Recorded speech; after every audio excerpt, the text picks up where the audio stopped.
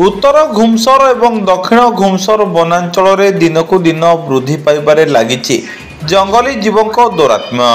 केतेबेले बाघ तो केतेबेले हाथी तो केतेबेले बारहा आक्रमण रे मनीष एवं गृहपालित पशु मृत्युवरण करुचंती।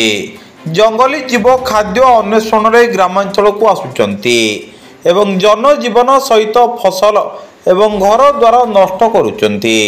एहिपरि स्थले वन विभाग एवं वन विभाग कर्मचारी माने हजार हजार टंका सरकारी दरमा को चलू करी घोर निद्रा रे सोची ना जोगाई पारुची लोकंको सुरक्षा ना रोकी पारुची जंगली जीवों आक्रमण को।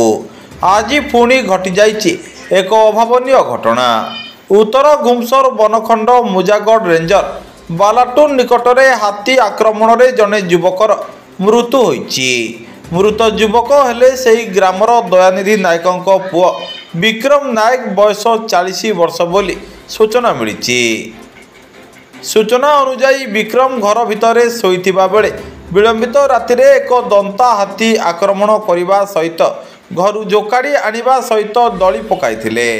मृत देहटी एक बिलरे पड़िथिबा बेले सकाळे खबर पाई वन विभाग कर्मचारी माने पहुंची तदंत आरंभ करिसंती।